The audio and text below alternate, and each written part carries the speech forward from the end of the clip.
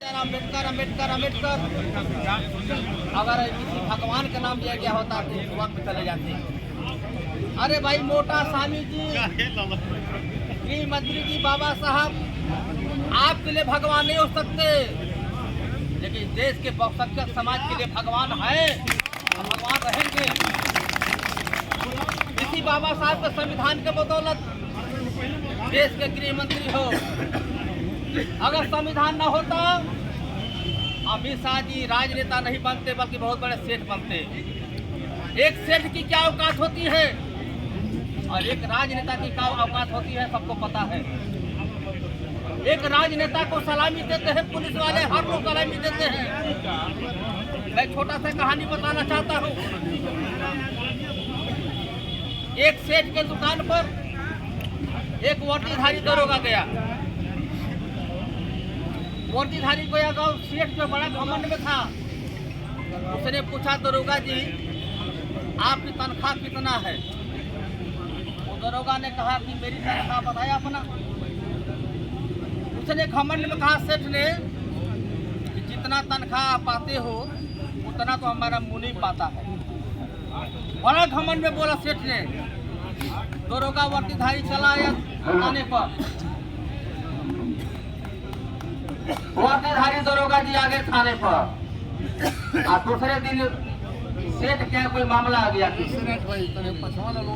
वो दरोगा जी को बात अलग गई थी कि हमारी सुनना एक मुनीब से कर रहा है, मुंशी से कर रहा है। उसने 2 सिपाही भेजा, कहा कि सेठ को पकड़ कर लाओ और लाना ही नहीं, उसको दुकान से मारते मारते लाना। ये संविधान की वर्दी में क्या ताकत होती है, एक सेठ की क्या ताकत होती है। और जब लाया थाने पर, जब खूब कुटाई पिटाई हुआ, जो वर्दीधारी दरोगा ने भी कहा कि ये संविधान के बाबा साहब को संविधान की वर्दी है, ये हमारा पावर है, किसी मुंशी का पावर नहीं है। अरे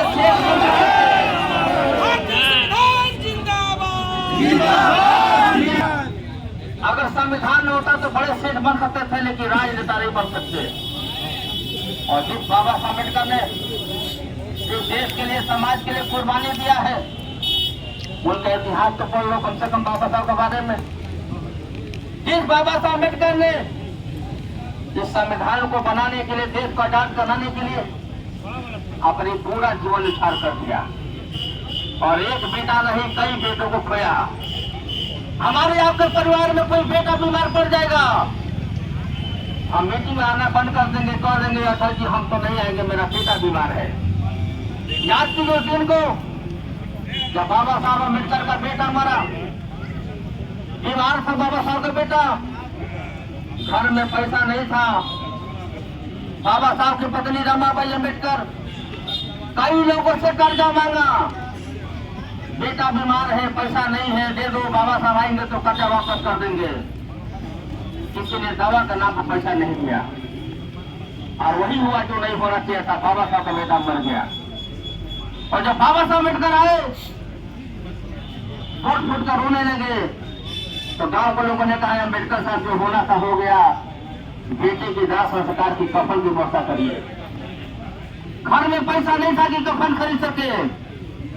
माता रमाबाई अम्बेडकर घर में जाती है और जो हमारे बुजुर्ग धोती पहनते सफेद धोती, माता रमाबाई अम्बेडकर सफेद धोती को फाड़ कर लाती है और कहा मेरे गांव वाले यही मेरे बेटे के लिए कफन है। उसके बाद बाबा साहब अम्बेडकर लंदन की तैयारी करते हैं जाने की। पॉकेट में टिकट था, जिस टिकट बनवाने में छत्रपति साहू जी महाराज की उड़ान था। तब गांव के लोगों ने कहा, रिश्तेदारों ने कहा अम्बेडकर कहाँ जा रहे हो? बाबा साहब ने कहा लंदन जा रहा हूँ, जाना बहुत जरूरी है। कहा तेरा बेटा मर गया तो लंदन की तुमको मीटिंग की चिंता है? बाबा साहब ने कहा कि मेरा तो एक बेटा मारा है दवा का भाव में, अगर लंदन की गोलमेज कॉन्फ्रेंस में नहीं गया तो मेरे समाज के लाखों लाखों बच्चे मर जाएंगे। उनको बचाने के लिए लंदन की मीटिंग में जाना जरूरी है। अमीर शाह जी इतिहास को पढ़िए, जिस बाबा साहब ने अपने बेटे को विश्व को चले गए, जिस बाबा साहब अम्बेडकर ने संविधान दिया और संविधान देते समय 26 नवंबर 1949 को पंडित जवाहरलाल नेहरू राजेंद्र प्रसाद जी के हाथों में सौंपा। तभी बाबा साहब ने कहा था कि संविधान चाहे कितने भी अच्छा क्यों न हो, अगर लागू करने वाले अच्छे नहीं होंगे तो यह संविधान अंततः बुरा साबित होगा। अगर संविधान को लागू करने वाले अच्छे होंगे तो संविधान में अच्छा होगा। आजादी के 75 साल बीत गए लेकिन बाबा साहब का संविधान लागू नहीं हुआ। अभी 2024 के चुनाव में भारतीय जनता पार्टी के दर्जनों नेताओं ने खुला चैलेंज दिया खुला चैलेंज दिया कि 400 सीट जीतने के बाद हम भारतीय संविधान को बदलने का काम करेंगे। बोले थे कि नहीं बोले थे? ये भाजपा के नेताओं ने बोला था। यही अयोध्या फैजाबाद राम की नगरी में जो जनरल सीट है, वहां के एक नेता ने भी कहा था कि हम तो संविधान बदलना चाहते हैं, हम तो संविधान बनाने के लिए जनादेश लाएंगे। अब क्या हुआ? अखिलेश यादव जी आपने दलित का बेटा अवधेश प्रसाद को टिकट दिया जनरल सीट पर, और अयोध्या फैजाबाद की महान जनता का चौड़ों प्रणाम करता हूँ कि भारतीय जनता पार्टी पर गाल पर तमाचा मारा और दलित के बेटा अवधेश प्रसाद को चुनाव जिताने का काम किया। इन्हें घोषणा किया था कि हम संविधान बदल देंगे। तब माननीय अखिलेश यादव जी ने तय किया कि बाबा साहब का संविधान हम बदलने नहीं देंगे।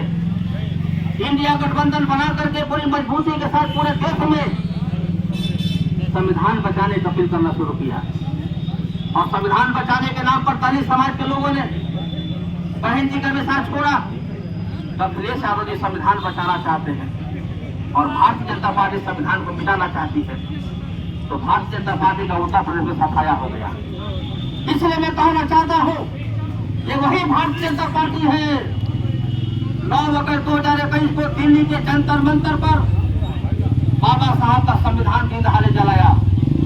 यही भारतीय जनता पार्टी है, बजरंग दल है, आरएसएस के लोगों ने 9 अगस्त 2021 को संविधान जलाकर बाबा साहब का बंद करने का किया था। और 17 दिसंबर को गृह मंत्री ने साबित कर दिया बाबा साहब का अपमान करके, ये बाबा साहब का अपमान नहीं बल्कि पूरे देश के करोड़ों लोगों का अपमान है। ये भावना हाथ हुई है, इसलिए छोटा सा टेर हुआ है।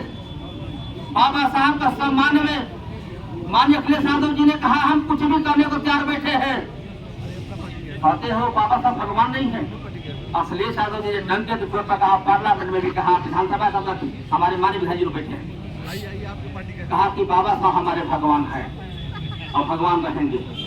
तुमको पेट में दर्द हो रहा है, बाबा साहब के नाम इतनी जलन है, इतना तकलीफ है, संविधान बचाने का औकात नहीं थी। धन्य बाबा अम्बेडकर, आपने एक संविधान दिया, देश की इज्जत को बचाने का काम किया। ये भारतीय जनता पार्टी संविधान को बदलना चाहती है, बाबा साहब का अपमान करना चाहती है। आए मेरे समाजवादी साथियों, मैं आप सबसे पूछना चाहता हूँ, इस अपमान का बदला लेंगे कि नहीं लेंगे? आप लेंगे। अगर अपमान का बदला नहीं लेंगे आप, जय भीम जय भीम जय भीम जय भीम जय भीम जय भीम जय भीम जय भीम आवाज दो अभी तो कोई चुनाव नहीं भैया नहीं सहेगा बाबा साहब का अपमान नहीं सहेगा ये हिंदुस्तान, बाबा साहब का अपमान नहीं सहेगा ये हिंदुस्तान। इसलिए साथियों, ये लड़ाई हमारी शुरू हो गई आर पार की, आर पार की लड़ाई शुरू हो गई है। और 2 साल बाद 2027 के चुनाव होने जा रहा है। आज बाबा साहब का संकल्प लेके जाओ, शपथ लेके जाओ कि बाबा साहब के मिशन को पूरा करने के लिए बाबा साहब के सम्मान में अखिलेश यादव को प्रदेश का प्रचंड बहुमत के साथ मुख्यमंत्री बनाने का काम करेंगे, तभी बाबा साहब का सम्मान बचेगा। ये उत्तर प्रदेश वो प्रदेश है, देश का सबसे बड़ा प्रदेश, यहीं से दिल्ली का रास्ता तय होता है। अगर 20-25 सीट और कम हो गया होता, बढ़ गया होता इंडिया गठबंधन का, तो भाजपा का सरकार नहीं होती। ये डगमगाती सरकार है, ये विकलांग सरकार है, कभी भी गिर सकती है। देख लीजिएगा पूरे देश में हलचल मचा हुआ है बाबा साहब के नाम पर, बाबा साहब के नाम पर हलचल मच चुका है। अमित साहब को खमेजा भुगतना पड़ेगा। इसलिए बलिया समाजवादी पार्टी के सभी साथियों ने मांग किया है कि थोड़ा भी शर्म बची हो तो माफी मांग लो। अमित शाह माफी मांग लो, और नहीं मांगोगे तो बहुजन समाज माफ नहीं करेगा, समाजवादी लोग माफ नहीं करेंगे। लड़ाई शुरू नहीं है। आज पत्र दिया जाएगा, ज्ञापन दिया जाएगा। महामहिम राष्ट्रपति से अनुरोध है, और महामहिम राष्ट्रपति कौन है? दलित आदिवासी समाज की बेटी है। अभी तो ये अंगड़ाई दलित है, समाज की आगे आ रही है, अभी तो ये अंगड़ाई है, आगे आ रही है। ये आदिवासी की बेटी से मैं अनुरोध करना चाहता हूँ महामहिम राष्ट्रपति से। आदरणीय महर्षि जी, आदरणीय राष्ट्रपति जी, आप इस संविधान के बदौलत राष्ट्रपति बनी है, और उसी संविधान का बाबा साहब का अपमान हो रहा है। ये समाजवादी पार्टी मांग करती है जैसा ग्रेट ज्ञान देने वाला अमित शाह को तत्काल बर्खास्त करें। ये समाजवादी की मांग है। जय भीम जय भीम जय भीम, जय भीम, जय भीम जय भीम। जय भीम, जय मेरे साथियों के साथ मैं अपने क्रांतिकारी साथियों का बहुत बहुत धन्यवाद देते हुए, जिन साथियों ने उच्चार वर्ग का हिस्सा लिया उनको मैं बहुत बहुत धन्यवाद देते हुए, और मैं जिला रईस से कहूँगा पत्रक देने के लिए अधिकारियों को बुला लें। पत्रक दिया जाएगा, और हम सबकी मांग है कि अमित शाह माफी मांगे और राष्ट्रपति जी को बर्खास्त करें। इन शब्दों के साथ आप सभी साथियों का मैं बहुत बहुत आभार व्यक्त करते हुए अपनी बात को समाप्त करता हूँ। जय भीम, जय भारत, जय समाजवाद।